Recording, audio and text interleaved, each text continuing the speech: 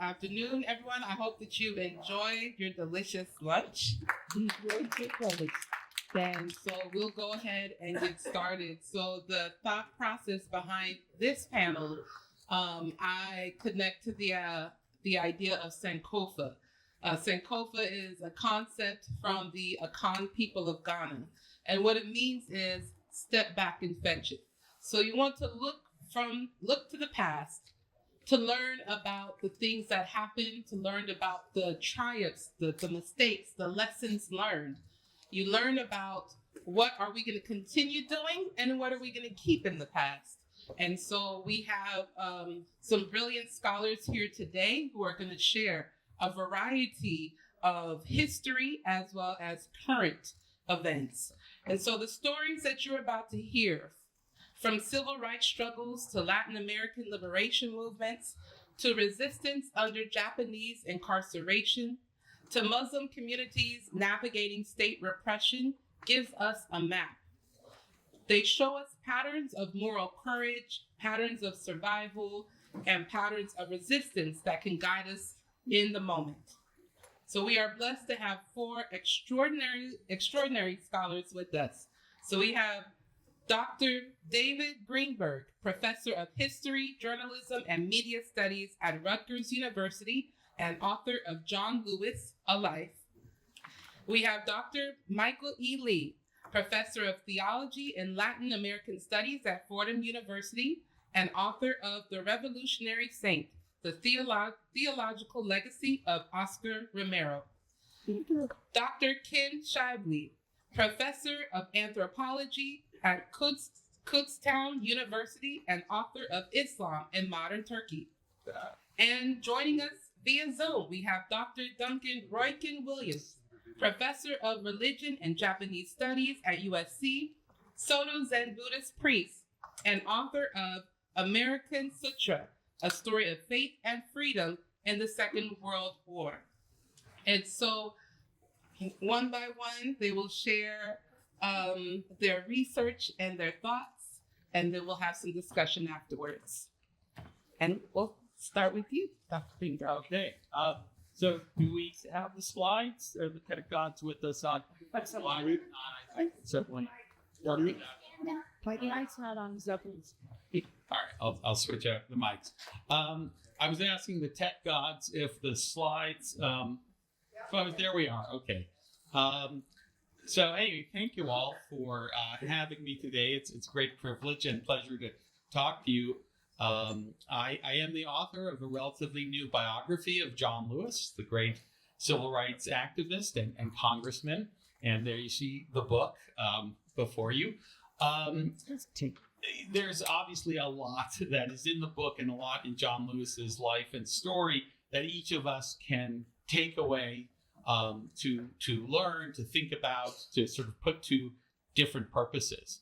But in keeping with the theme of our conference today, I want to talk about sort of the roots of his commitment to nonviolence and to the civil rights struggle in his religious upbringing, and to see how that sort of played out in the civil rights years as well as in his career. And I want to talk too a bit about his belief in coalition politics and in particular his relations with the Jewish community and the Jewish community's role in the civil rights movement, which was so crucial to its success. So we'll go to the next slide.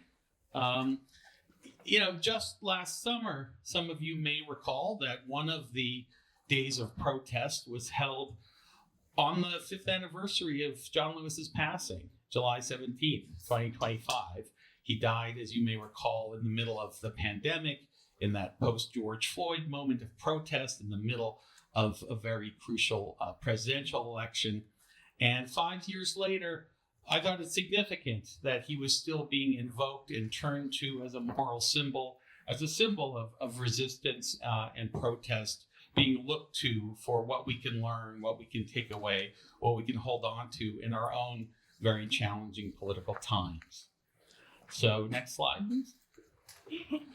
I obviously am not going to have time to tell you the whole story of John Lewis's youth and upbringing and development of his religious faith, but he came by it very early. He was a reader as a young boy, a deeply devoted reader, and his first love was the Bible.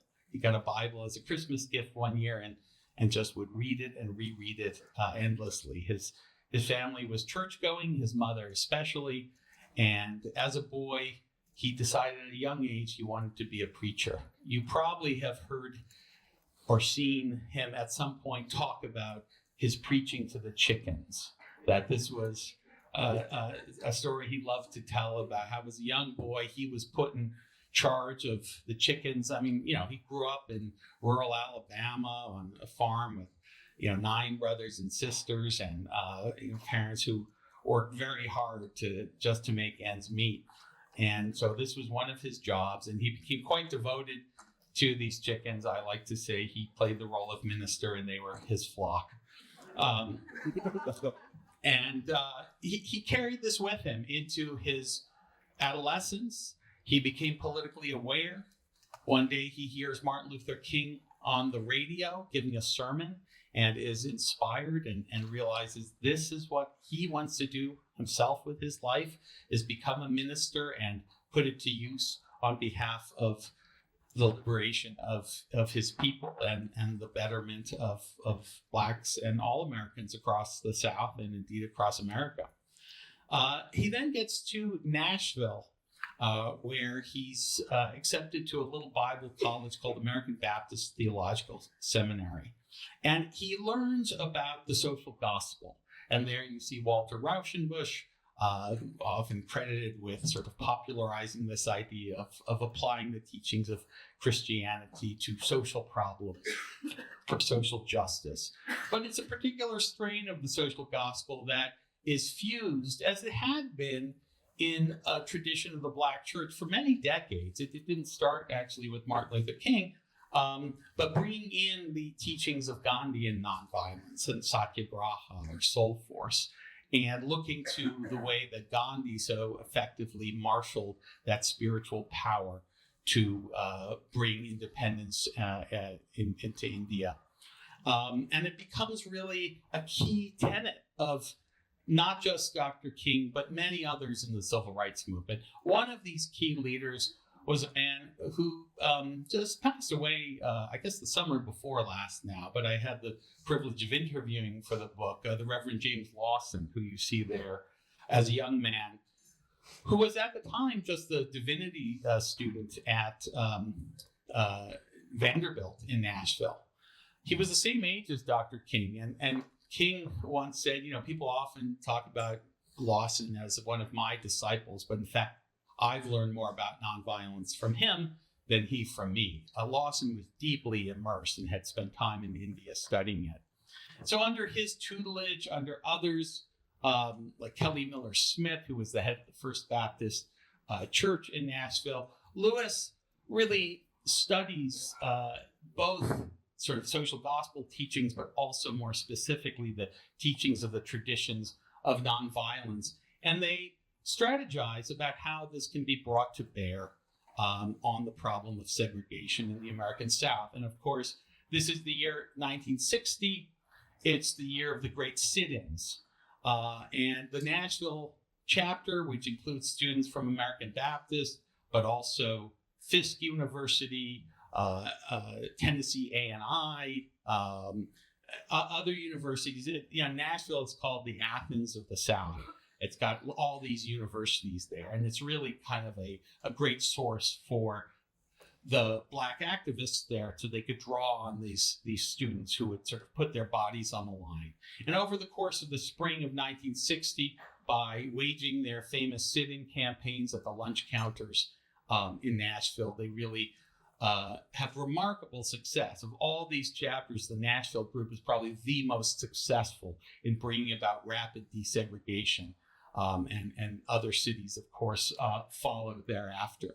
So if we can go to the next slide,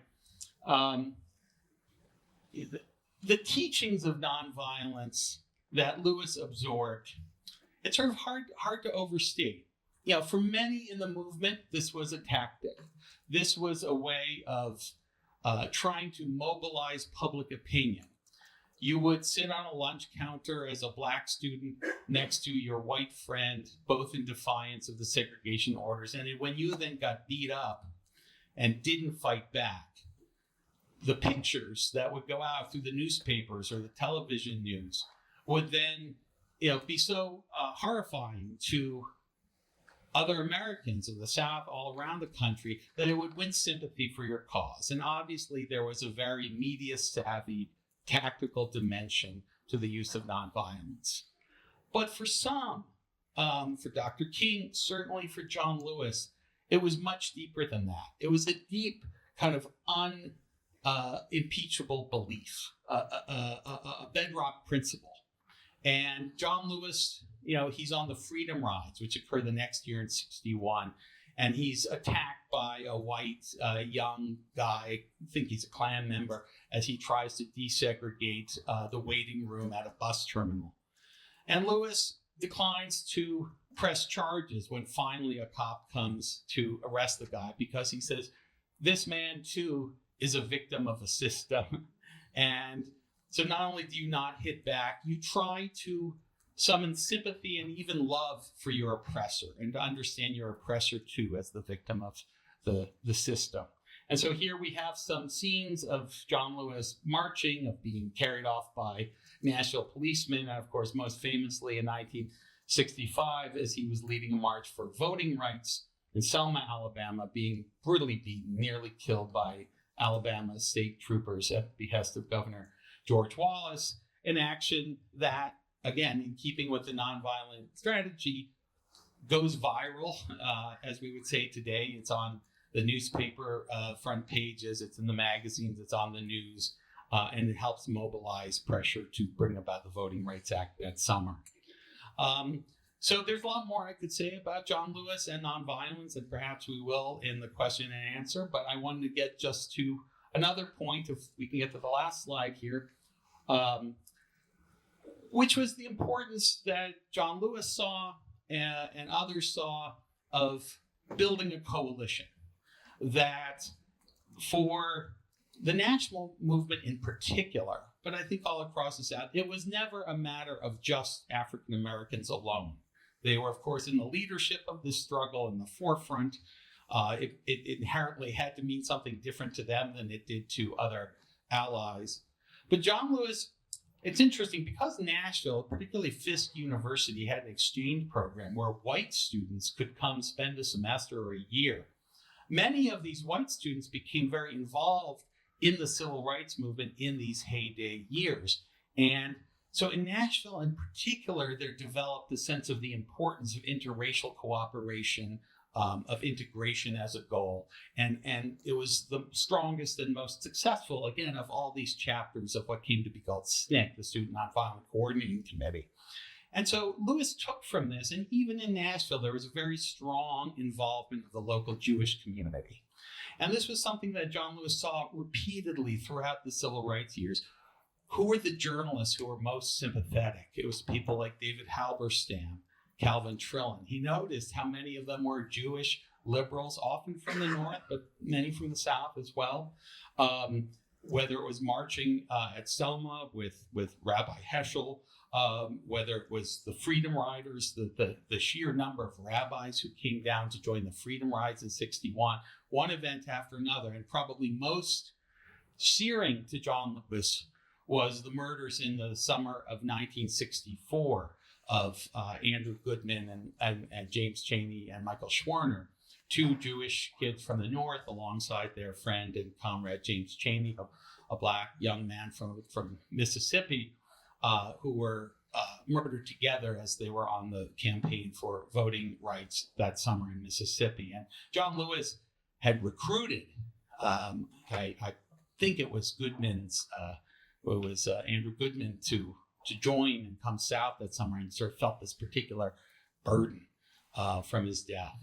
And all throughout his career, John Lewis insisted, even against the tides of Black power and separatism that came in the late 60s and different currents pushing back against figures like Farrakhan in the 90s, about the importance of Black-white coalitions, Black Jewish coalitions, bringing in Catholics, all kinds of groups, like coalition politics. It was a lesson he learned from his mentor Bayard Rustin, who was a very important figure. And I think the book shows that their relationship has been sort of underappreciated. We know that Lewis was a protege of Dr. King and of James Lawson, but I discovered the relationship to Lawson as well. And so on through his support for the Jewish community in Atlanta that he represented, strong support for the state of Israel, which, sort of might be not fashionable in some circles today, but he stood by that through his dying days. That he felt this kind of interfaith, interracial, interethnic group coalition politics would be the only way that Black Americans, but all Americans, could achieve equality.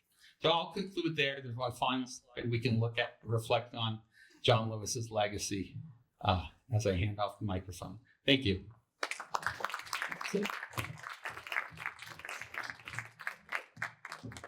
Thank you very much. Still not working? Thank you for that beautiful presentation. Okay, so now we're going to hear from Dr. Michael Lee, Professor of Theology and Latin American Studies at Fordham University. Thank you. Let's see. Now, is this on? Perfect. Well, thank you so much. It's such an honor to be here, especially to speak about Monsignor Óscar Romero, now Saint Óscar Romero, someone who I've written hundreds of pages on, have taught 15-week courses on, coming out of over 30 years of work in solidarity in El Salvador, and I've got about 8 minutes, so we'll give it our best shot. What in this amazing legacy of this remarkable person can be useful to us as we think about religious resistance to totalitarianism? I think his work begins at the very, very start of his ministry as Archbishop. Next slide. In February of 1977, Rutilio Grande, a Jesuit priest who was driving between the two villages he worked at, El Paisnal and Aguilares, he, an old man, and a young teenage boy were gunned down by a paramilitary unit. Monsignor Romero knew Grande well and was horrified by this murder of a priest in a so-called Catholic country. And he petitioned the government, this crime needs to be solved. Oh, yes, sure we will, sure we will. Days, weeks, months pass with no solution. In the face of that, he made a couple of important decisions. Next slide. And they speak to, I think, my first main point. That is, the power of religion is a power that is symbolic and is one of legitimation. And we possess that power. He decided that the funeral mass for these 3 murder victims would be the only mass celebrated in the whole country. If you were a Catholic and wanted to worship that week, you were going to the funeral mass of these 3 victims. And you were asking, why? Why were they killed? The power, the symbolism of this celebration of the execution of Jesus at Roman authorities was now transformed to ask the question, why was Salvadorans being murdered by their authorities? Next slide, please. Just months after that was the inauguration of the fraudulently elected General Humberto Romero. And it was always tradition for the Archbishop to say a prayer, to bless the ceremony. And Monsignor Romero refused. Monsignor, you can't do this. Why are you making this political? He said, when was it not political for the Archbishop to bless the president? And in this government, I cannot bless this presidency. So by the power of celebration, by the power of boycott, Romero understood the powerful symbols of legitimation or delegitimation that religious bodies have. We have that power and we need to use it. The second idea, next slide. Romero used all the resources of the archdiocese to serve those in the majority who were poor, who were oppressed, who were marginalized. And the key to that was accompaniment, being present. There was an elderly woman I met in one community who said, I had never been asked my opinion about anything. And Monsignor asked me what I thought about what was going on. He had this way of being with people and accompanying them. And I'll tell you, in an age in which I teach a lot of students who do a lot online, and there's a lot of posturing online, it really is important to remember that we need to locate ourselves with those who need us most. We need to be with those who are marginalized, those who are suffering the effects, those who are being picked up in raids. And next slide, please. That advocacy was also an advocacy of others' agency. Some people like to portray the famous figure as the hero, but Romero was all about empowering other groups. So this photograph, for instance, is an organization called Comadres. These were women whose husbands, whose son, whose family members were disappeared, were kidnapped. And they were often belittled and dismissed, but the Archbishop said, no, they need to be heard. And he gave them a platform to speak about the loss of their loved ones. Next slide, please. In fact, he even allowed groups, there were certain groups, nascent revolutionary groups, who would occupy the cathedral, the National Cathedral. And the vicar of one of these at one of these occupations wanted to cut off the water and electricity to force these protesters out, with of course government soldiers waiting to arrest them and imprison them. And Romero said, no, we can't do that. The cause they are fighting for is just, and so we at least can give them our space of worship as sanctuary. These were not Catholics. They were in that sanctuary space, and he wanted to honor their just cause.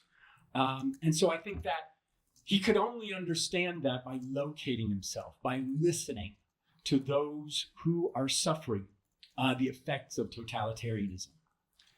And so my last point, the third point, next slide, is that we have to speak truth. Romero gave weekly homilies in the cathedral that began to be broadcast by the radio. In fact, it's a commonly told story that you could go to any village in El Salvador on Sundays, start at one end of the town and walk right through it, and you'd never miss a word of his homilies because it would be coming out of radios out of each little homily. These were broadcast internationally, in fact. And as well as preaching on the sacred word, Romero would take the time during these homilies, these sermons, to talk about the news of the day. In a country in which the news was controlled by a government, by a media structure that doesn't want truth, his preaching became a place to hear truth. Our congregation, our spaces, even our internet spaces, have to be places where truth is made manifest, where truth is spoken in a media environment that is closing down the doors to truth and reality. Next slide, please. In addition to his teaching, he asked a young group of lawyers to form an organization called Socorro Judicial, eventually be called Tutela Legal, and they would go, whenever there was a report of a human rights abuse, they would go and get reportage. They would take the testimony of witnesses, they would take photographs, etc. Monsignor, why are you sending lawyers to human rights? This isn't the job of a church, just pray. No. Defending truth was the mission of the church in Romero's eyes. And 13 years later, at the end of the Salvadoran Civil War, the United Nations Truth Commission issued their report based hugely on the evidence compiled by the Archdiocesan Human Rights Office. You know, doing things that churches aren't supposed to do. Finally, part of this speaking truth, next slide, please, is, of course, being willing to suffer for that truth. In the waning days of his life, Monsignor Romero was receiving death threats on a regular basis. He had a driver, but in January of 1980, he asked this person to stop driving for him because he knew that as he was a target of assassination, he didn't want this man to lose, and this family to lose their father. He didn't seek death. In fact, in retreat notes that he wrote just weeks before he was killed, he scolded himself for his own fear of dying. And yet he writes, "But if this is the way that I'm called, so I go." Let me just tell one more story. I was mentored by Gustavo Gutierrez, the father of Latin American liberation theology. And Gustavo was close to Monsignor Romero, and they would speak on the phone. And he recalled the telephone call they had in March of 1980. And in Spanish, one way of saying goodbye is to say, "Cuídate," take care. And so they were finishing up their conversation, and Gustavo said to Monsignor, "Cuídate, Monsignor." And there was a long, silent pause. Mm. And he said to him, "Gustavo, if I'm going to take care of myself, I would leave my country. But I cannot. I have to stay here with my people." The following week, he was assassinated. Assassinated right after giving a cathedral homily in which he told the soldiers of the Salvadoran military that no order by human beings can supersede the order of God. Thou shalt not kill. Terrible. And as we see fellow citizens empowered to do things that violate the Constitution, we see brothers and sisters who are ICE agents. We need to speak truth and say, you do not need to obey this law of humans if it transgresses the law of God. Thank you so much for this time today.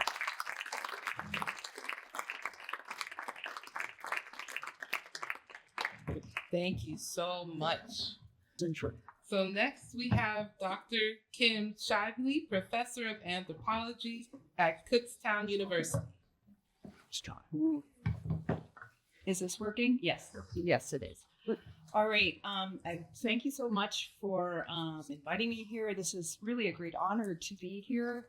I come from the wilds of Pennsylvania, and it's nice to be in civilization.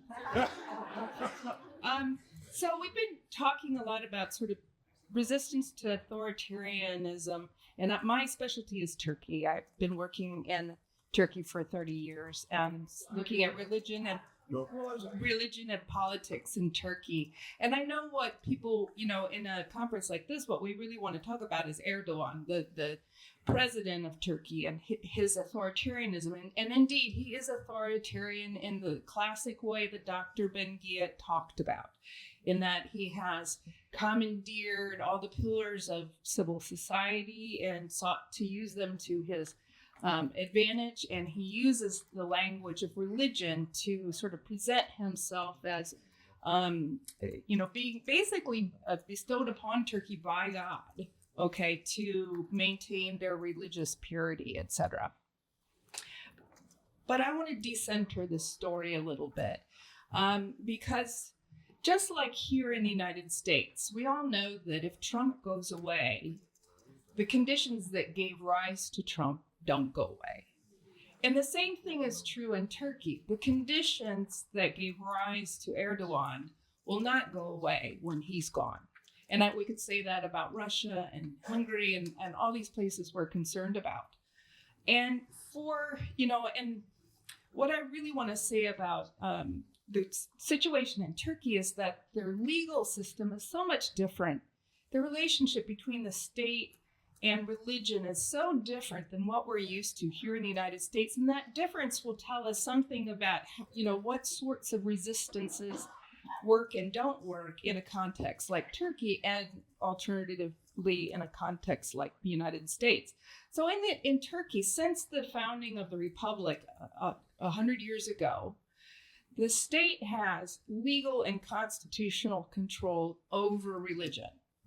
and has legal and constitutional control over religious institutions. There are institutions that determine, that qualify imams and preachers and build mosques and regulate religious education and religious speech, all these sorts of things. This has been a condition in Turkey since the founding. Okay, so to put that forward, I think is very important to understand how things developed in Turkey the way it did. Because since the founding of the Turkish Republic, which was founded as a secular republic in the sort of classical sense that the secular state should control the religious state, not be separate from it, but control it, is that then religion should be tamed. Religion should be made palatable to the powers that be. And the types of resistances that then arise are those who are not necessarily, the state has a religion. Erdogan is a religious person, is a religious actor. He has been a religiously devout person all his life. All right. But it's the type of religion. It's what I call sort of unruly religion. When religion starts to act outside of the rules established by the state. And for a lot from the beginning, there has been groups that have acted outside of the state conditions, the state rules. And there's been many such groups, and obviously I can't do a whole history of that. But the groups that I think that would really interest us now are the religious organizations, sometimes called jamaats, that are sort of reinterpreted ideas of this old Sufi orders that were very big in Turkey and still are. And many of these went along with the state, did what the state wanted, okay, and state sort of flew under the radar. But there have been some that have pushed back. And so the group I want to talk about right now is the Hizmet movement. And some of you maybe have heard of them. They're very active in the United States. They have a big group in the United States, and they're very active in interfaith dialogue and alliances all over in New York and elsewhere. And, this is a group that founded around the leader, Fethullah Gülen, okay? But Fethullah Gülen really, he is that inspiration, he is the center, he died last year. But really, the movement itself has developed a much more sort of dispersed sort of web of relationships and institutions all around the world. And that's why I want to get away a little bit from that heroic tale that we were talking about of Óscar Romero and John Lewis. Not that they're not heroes, but that, for most of us, we don't get to be heroes, or we don't get to be big time heroes. We act inside institutions, we act inside groups that can push back collectively. And that's really what I want to focus on, because in Turkey, there hasn't been really a single leader who's been able to push back, at least not a religious leader who's been able to push back against the powers that be. Now, getting back to the Hizmet movement, they have been in Turkey for a long, long period of time, since really beginning probably in the 60s, but they really sort of picked up speed in the 80s and 90s and became quite large and international. And they were always considered relatively moderate. And when Erdogan came to power in 2002, they had an alliance. And I think this is a very important thing to think about. They were allied with Erdogan. Erdogan was religious and promoted religious principles. The Hizmet movement did too. And they allied themselves. All right. And in fact, because so many members of the Hizmet movement were so well educated, that many of them were in the government. They became judges and members of parliament and things like that. So we can think of them as sort of working in tandem, having sort of similar goals. But Erdogan started to change. Okay. Erdogan and his government started to change really around 2010, 2012, where he became more and more authoritarian. Before that, he was seen by many as sort of a religious liberator. Okay, it's interesting in this case. We're seeing somebody who was sort of seen as a liberator turn into somebody who was more authoritarian. And as this occurred, the Hizmet movement members started to push back. Other groups did too, but I'm focusing here on the Hizmet members. And we can sort of think about this in the terms that Dr. Ben-Ghiat said, this is sort of the elite defection.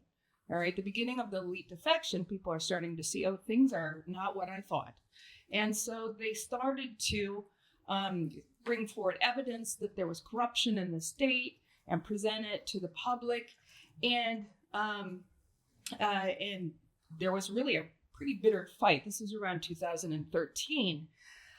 But what Erdogan was able to do is to draw on some very old sort of Turkish narratives or stories about religion. And this is, again, part of the sort of republic narrative about itself, that religion needs to be controlled. It needs to be controlled or else it will cause trouble. All right. And so what he could do is take that fear and say, well, here's a religious group who is causing trouble. They're forming a parallel state. They are they're consolidating this power that's going to overtake the state. And that is an old fear in Turkey. And I think this helps us understand how we can think about how narratives, how authoritarians also use sort of narratives and traditional fears, about all kinds of things. And he was very good at doing that. And so he was able to really rally people around him and take over the institutions of the Hizmet movement, which were quite large in Turkey, and slowly dispossess people, started to arrest people, started to torture people. And with the coup attempt of 2016, with no evidence, it was on the night of the coup attempt that he said, oh, it's the Hizmet movement members who did this coup attempt. And I'm not going to debate, well, who did the coup attempt. It's simply that he had somebody ready to go. This was a way to bring them down, and he did. And so people lost their properties, they were kidnapped, they lost their jobs, they had detention and jail sentences, often just because they happened to be affiliated with some institution relating to the Hizmet movement. Didn't have to have any evidence. And so, I'm not always sure what the United States can take from this, other than maybe a couple things. First of all, our sort of constitutional system is much more open when it comes to religion. There actually is. I know it sometimes feels very oppressive, but there actually is a lot of room for movement in the United States in terms of religious action. Our religious, it's not perfect, obviously, but the state, there is a pretty robust tradition so far, and a robust sort of practice of using religion in ways that are not that are critical of the state. Whereas in Turkey, you are really going against the state. You're going against the Constitution when you act in a way that the state designates as being sort of religiously unruly or out of bounds. And so it's much more cramped in that way. It's one way that I would put it. The resistance, and I would honestly say, in the context of Turkey itself, the Hizmet movement really doesn't exist anymore. He was able to really get rid of the whole group, either by exiling, or people simply left, or people are jailed, or they cannot function as the Hizmet movement. But the Hizmet movement has really thrived, or at least is doing quite well in the diaspora. Okay, and it can function as a critique and a mouthpiece of critique towards Turkey from a religious perspective, at least from the outside. And that sort of brings me to the last point, which is, we could say, oh, that's discouraging. They didn't succeed in pushing back against Erdogan, the dictator. But, as I can't remember who said it, but, in the end, the pharaoh doesn't win. We have to take the long view here. It hasn't even been 10 years since the coup attempt. There has been a lot of fractures sort of in the Turkish political structure. And there may be a while to go, but it's still worth working on things, even if you can't necessarily see an end in sight. And just to, it's somebody's quote, but it's the idea that you should plant trees even if you don't get to enjoy the shade that they provide. All right, and in the long run, with persistence, we can survive. Thank you.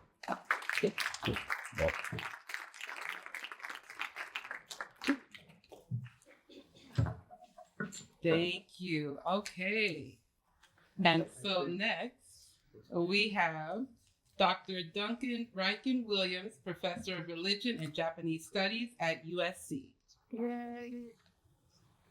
Hi there. Yeah, okay, so good. Well, I'm so sorry I can't be there with all of you in person, but I hope I can contribute to this panel and think about religious resistance from my tradition, which is the Buddhist tradition, and in particular from the Japanese American experience of unjust incarceration during World War II. And so I'm going to take a few minutes to sharing a few slides, talk about what happened during World War II and the incarceration and internment back then, but also try to draw on some lessons from what happened that might be potentially helpful and applicable for our times as well. Okay, maybe I hope now you can see this slide, which is a slide of the various internment and concentration camps of World War II in the United States that Japanese Americans were forcibly removed to and incarcerated during World War II. And I think most people know that it was on the basis of people's backgrounds as in terms of national origin and their race, but maybe fewer people know that it's also what happened during World War II was about religion. And right after Pearl Harbor, the very first person who was picked up by the FBI and placed in an internment camp was Reverend Kahale from the Honbanji Buddhist Temple, the largest temple in Honolulu. And the second person picked up was another Buddhist priest, and here we see a photo in the slide of one of the first priests picked up, Reverend Asaeda from the Lily House Shingonji Mission. And so this incarceration of World War II, was based on not just religious, not just racial discrimination, but religious targeting as well. And that this idea, at least for Asian people, of being targeted because of their race and religion is not just something that happened during World War II, but has a much older history. And that older history goes as far back as the very first federal immigration law, the Chinese Exclusion Act, where people started to talk about trying to exclude a particular group of people because of their racial inassimilability, as well as their religious unacceptability. And the slur word that was used back in the 19th century for the majority of the Chinese who were Buddhists and Taoists who came to the United States was the heathen Chinese. The heathen meaning, a non-Christian, and this kind of racialized way of seeing the people as being unacceptable to the United States. In that period, in the 19th century, they used to call this the Yellow Peril. And in this Harper's Weekly image, you can kind of see there's an idea of a territory that's kind of illuminated by the Christian cross that is threatened with these storm, clouds coming in the distance. You can see the Buddha is inside of that stormy thing that might be coming towards and invading a territory. And that same rhetoric was used during World War II in the other image that you can see of a Buddha and a samurai figure riding a tank. So that the idea that Japanese American people who were the vast majority, 85% of Japanese Americans during World War II were Buddhists, were seen as a threat to America, not just in its identity, but even as a national security threat, led to an executive order, EO 9066, that not just targeted Buddhist priests and other community leaders, but anyone with even a drop of Japanese blood, little kids, infirm grandparents. It didn't matter if you were a U.S. citizen or a Japanese immigrant. Everyone on the West Coast was rounded up and placed in these camps. And so one of the things that I want to now start to get into, like, what did the community respond? How did the community respond to what this injustice that happened to them? What are some religious responses when you're faced with racial or religious discrimination and injustice? When they first went into camp, they first went to, it's euphemistically called an assembly center, but these places that were often, livestock centers or places where they had horse racing tracks, and people suddenly found themselves out of their homes and living where, livestock and horses were, their kind of living quarters. And when you went into these camps surrounded by barbed wire and armed guards, this kind of prison type of situation, just like you might expect in a regular prison, they would search your luggage for contraband. And among the things that they looked for were, there's the obvious things, like they'd search for guns, or, they also worried about espionage. So they confiscated cameras considered contraband. But also, if there's anything like a Buddhist Sutra book, or even any kind of book in Japanese language that, even haiku poetry or something, this was considered contraband and not to be allowed into camp. They had two exceptions to this rule. One was if you had an English-Japanese dictionary, that was permissible, even if it had Japanese script in it. And the other exception was a Japanese language translated or Japanese language version of the Christian Bible. That was acceptable and allowed into camp. And so the message that people got was that the authorities at the time viewed to be American, to be a loyal American, to be acceptable in America, you needed to be speaking English and you needed to be Christian. And so if you didn't know enough English, you could have a dictionary. And if you didn't know, if you needed the Japanese language version of the Christian Bible, well, that's okay. But everything else was considered un-American, dangerous even, contraband. And so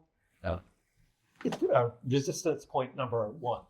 I sometimes say what people did back then was sometimes just exist. Existence itself in America as a Japanese American Buddhist was a form of resistance.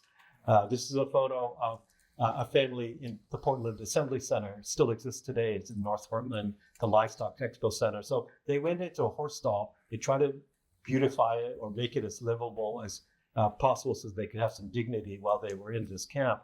And you can see this is Reverend Tansai Tenagawa's daughter, Hiroko, and her friend playing checkers. And what you see on the wall is a Buddha image and an American flag. It was kind of this one Buddhist family's effort to say, we exist here, and we can be both Buddhist and American at the same time, whatever the government is telling us. So that's one kind of form of resistance that I take from how people thought back then. And the last point is this image from the Rower concentration camp in Arkansas. This is a cemetery. This is one of the sad things about these internment camps is that not only did people lose their homes and their livelihoods and their businesses and farms and whatever, but often because these barracks were made really quickly in these camps, and the very vulnerable, the most elderly people, the young babies, they couldn't survive the first winter, or people passed away in these camps. And so in the cemetery, they made cemetery, the internees or incarcerates themselves made cemeteries. Then they also made, in this case, a monument. It's a little bit hard to see because of this historic photo, but it's a taller kind of structure that is actually lifted up off of a platform that has these designs of lotus leaves, and then at the top is a globe and an American eagle. And so this monument, which was built in the cemetery by a Buddhist priest called Reverend Daitetsu Hayashima, he really he explained the meaning of the making of this monument to honor those who had unfortunately passed away in camp. He built it right at the end of the war in 1945 for all those people who died in camp. And they used concrete to make it. But he explained that he also managed to get some barbed wire from the fence line, some rebar from the fence line, and used it to give structural integrity to the monument in this cemetery. And he explained that the theory he used, or the teaching, Buddhist philosophy or teaching he used in the making of this monument, was to draw on the classic text that talks about how a lotus flower in Buddhism often represents the flower part of it kind of represents enlightenment or awakening or liberation, freedom. And the kind of metaphor is the lotus flower that can grow up above muddy waters. And the muddy waters is supposed to represent in the metaphor the world of suffering and difficulty and injustice. And that there are different Buddhist practices that help us to rise up above all of that. And so the design of this monument is that these lotus leaves, design motif at the bottom of the structure is supposed to evoke this idea that this is a lotus flower that is rising above these kind of difficulties. But at the top, it's not a lotus flower image, but a globe and an American eagle. So he was trying to, I think, make the same point that American flag and Buddha photo in the Portland case was also making, which is that we belong here. And we're going to use the very things that imprison us, the barbed wire, the rebar, the fence line that is surrounding this internment camp. And we're going to use that, the very things that take away our freedom to become free. And so let me try to conclude this by saying that in the Buddhist tradition, in terms of when we talk about how do we stand up to injustice, or how do we respond from a deep spiritual and religious place to whether it's authoritarianism or racial or religious discrimination and injustice, we say that sometimes when you're dealing with negative karmic patterns, we have to directly try to deconstruct it, dismantle it, or show people how these patterns are coming out of delusion and coming out of ignorance, and how we can try to dismantle these systems of injustice. That's one kind of approach. Another one that we often use is from the Yogacara tradition, but the idea that our minds or our consciousness is able to imagine an alternate positive karmic reality. And sometimes it's thought that when you try to directly confront and directly try to encounter negative patterns and harmful patterns and suffering, it's difficult. It's like karma is kind of like not just an individual thing, but it can be a collective thing, like a family or a community or even a nation can have a kind of negative karmic reality. And when you try to directly tackle it, it's like flushing a toilet. You know how like that it kind of goes down. You're trying to swim up that thing, so it's really hard to swim up, against gravity. And so sometimes it's better to just create your own positive karmic cycle. And so that's a second important tradition out of the Buddhist traditions called consciousness only, which is that our imagination or our mind is able to create an alternate, more positive karmic cycle. And the third one is this one, represented by the photo here from this concentrated camp in Arkansas. The idea of no mud, no lotus. It's the idea that the freedom, the lotus, comes from the mud. That when you try to grow flowers in sterile or pure water, they can't actually grow up high because there's no nutrients for them to use to grow up. And so the mud itself, the negative things themselves, in this case, they're using the barbed wire and the rebar from the camp fence line. The things that are imprisoning themselves is the things that they can use to express themselves and claim a place in America of belonging. So those are kind of my just very quick comments about what we can learn from ancestors, those who've gone before us, who faced different kinds of conditions of negative patterns of racial and religious discrimination, and how they resisted or stood up to them, drawing on their Buddhist teachings, the Buddhist rituals, the Buddhist community formations as a way to how should we say, not lose possibility, not lose hope, and find a way through all of these difficulties. So I will stop sharing there and close my remarks.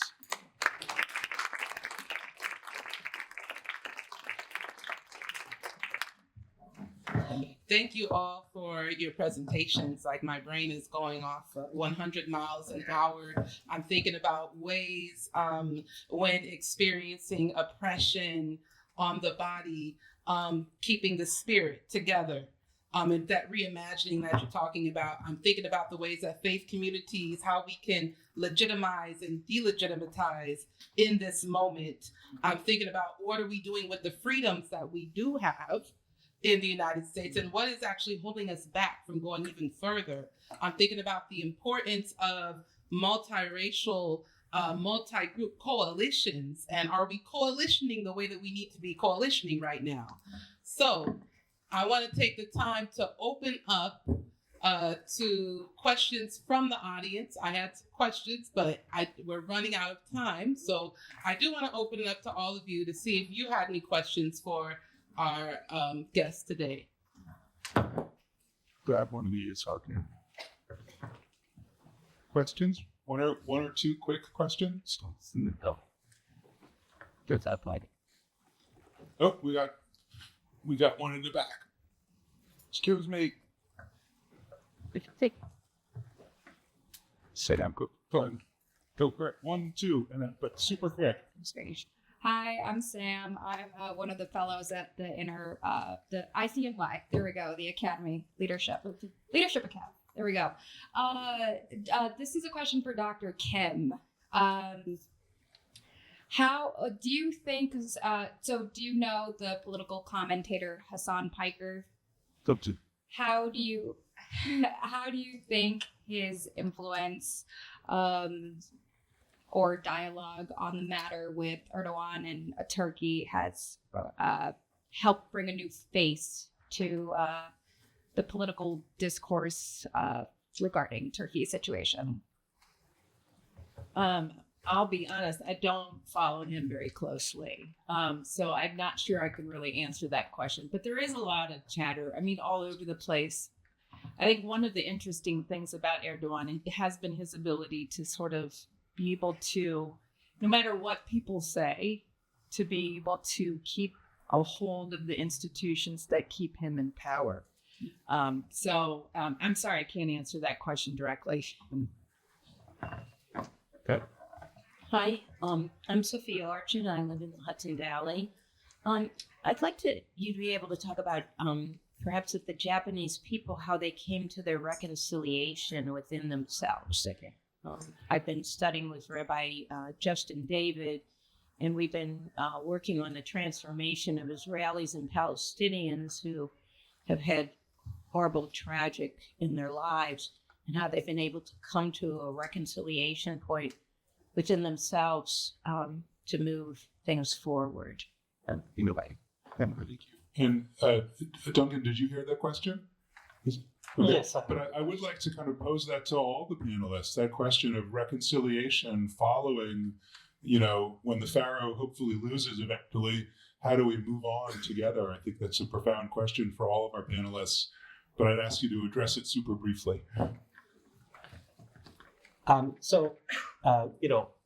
Let's say one of the ways in which we can repair or heal from this kind of experience is to have some form of reparation, or so the Japanese American case, the Civil Liberties Act, there's a letter of apology from the president and a cash reparation of $20,000. So that was one of the very few examples in American history of Congress and the president recognizing the wrong and doing some practical measures around it. But there's a deeper question about, healing over time, intergenerationally even, that is not just about government recognition or money, but more about being able to find, in a very deep way, a place in America, because this is a nation that swings, doesn't it? The pendulum swings between a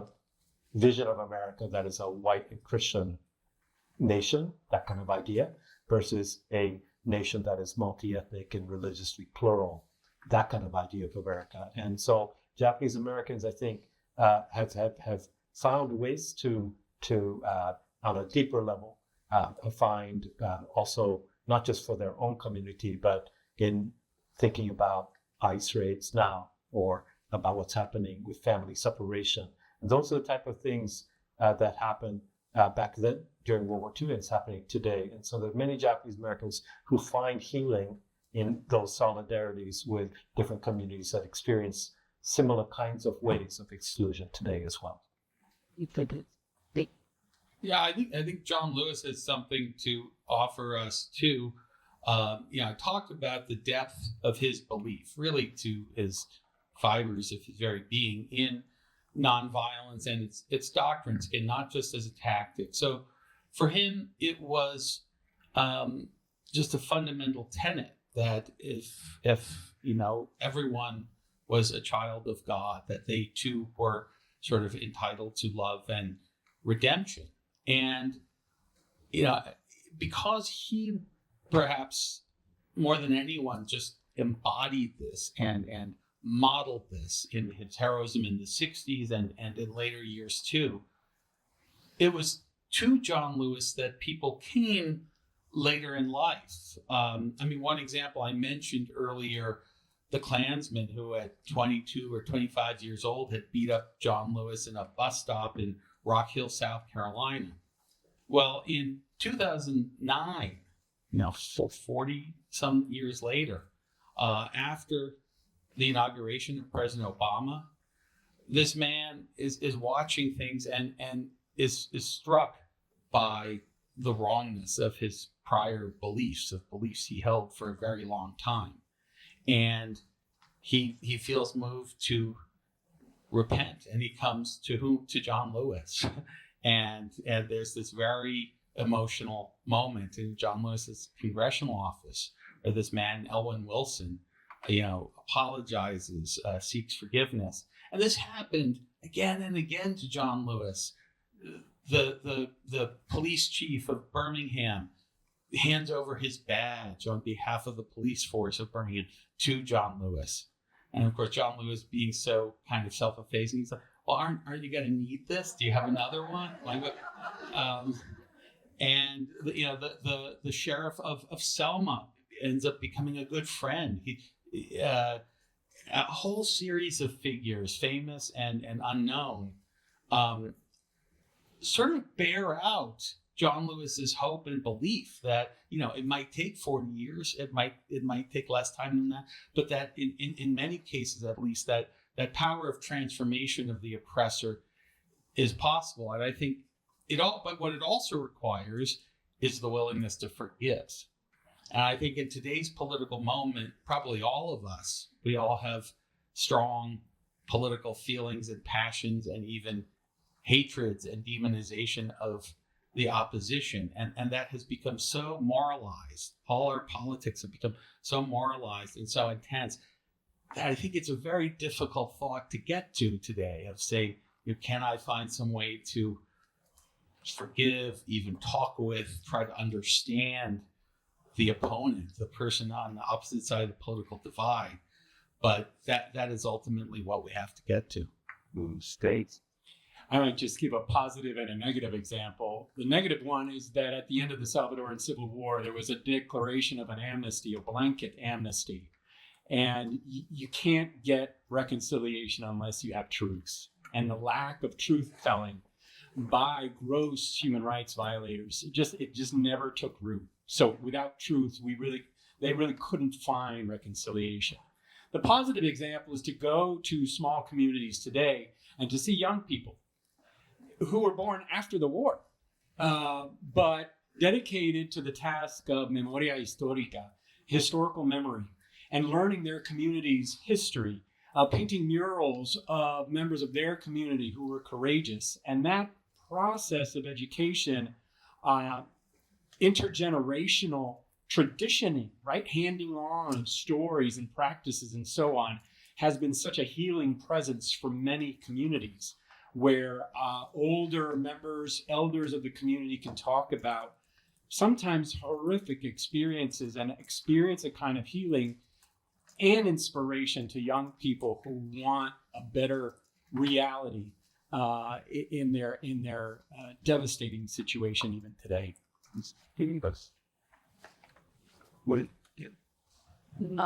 I think maybe the point I would sort of draw would be that persistence, that, again, this is a long fight. This is not, it feels sometimes that we're screaming into the void, or we're working and we're not getting to the goals that we want.